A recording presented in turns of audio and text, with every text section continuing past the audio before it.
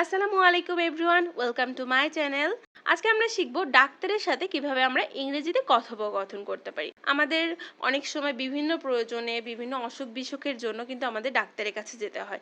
আমাদের প্রবলেমটা কোথায় সেটা সম্পর্কে বলতে আমরা কোন সেন্টেন্সগুলো ইউজ করতে পারি চলুন দেখি। ফার্স্ট আমরা ডক্টরকে বলতে পারি, ডক্টর বলে আপনার যদি পায়ে ব্যথা হয় আপনি বলতে পারেন মাই লেগস হার্ট। আপনার পায়ে ব্যথা হলে বলতে পারেন মাই লেগস আর হার্ট।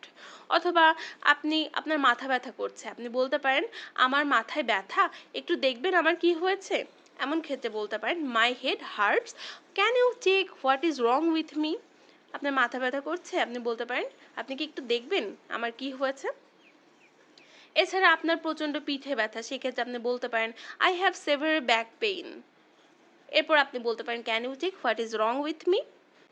আপনার হয়তো কোনো জায়গায় ইচিং হচ্ছে বা চুলকানি হচ্ছে, এমন টাইপের ক্ষেত্রে আপনি বলতে পারেন মাই স্কিন ইজ ইচি বা I feel itching in my skin. এভাবে আপনি সেন্টেন্সটা রেডি করতে পারেন। এছাড়া আপনার ঠান্ডা হয়েছে বা সর্দি হয়েছে, এমন ক্ষেত্রে বলতে পারেন মাই নোজ ইজ রানি। সর্দির ক্ষেত্রে আমরা রানি ওয়ার্ডটা ইউজ করতে পারি। এরপরে আপনার কানে ব্যথা হয়েছে বা কানে শুনতে পারছেন না ঠিকমতো, সেই ক্ষেত্রে আপনি ডক্টরকে বলতে পারেন doctor my ears are sore, I can't hear properly. আপনার কানে ব্যথা হচ্ছে, আপনি ঠিকমতো শুনতে পাচ্ছেন না। এরপরে ধরুন আপনার চোখ চুলকাচ্ছে, আপনি বলতে পারেন মাই আইস আর ইচি। অর্থাৎ চুলকানির ইংলিশ হচ্ছে ইচি বা ইচিং, চুলকাচ্ছে। এমন ক্ষেত্রে আপনি বলতে পারেন মাই আইস আর ইচি। আপনি বুকে ব্যথা অনুভব করছেন, সেই ক্ষেত্রে আপনি ডক্টরকে বলতে পারেন I have some pain in my chest. আপনার বুকে ব্যথা করছে, সেই ক্ষেত্রে বলতে পারেন I have some pain in my chest. এরপরে ধরুন আপনার পেটে ব্যথার ক্ষেত্রে ডক্টরকে বলতে পারেন আই হ্যাভ এ স্টোমাক অ্যাক, অর্থাৎ আপনার পেটে ব্যথা।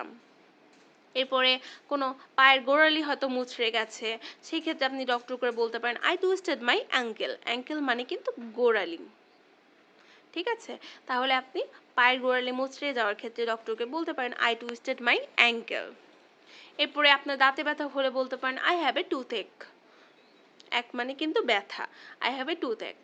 আপনার হাতে ব্যথা হলে বলতে পারেন মাই আর্ম ইজ সোর। এরপর আপনার ধরুন হাত কেটে ফেলেছেন, সেই ক্ষেত্রে আপনি ডক্টরকে বলতে পারেন I cut my finger, can you take a look. অর্থাৎ আপনি কি একটু দেখবেন আমার হাত কেটে গেছে, অর্থাৎ আপনার ব্যান্ডেজ। তাহলে ডক্টর বুঝে যাবে যে তাকে কি করতে হবে।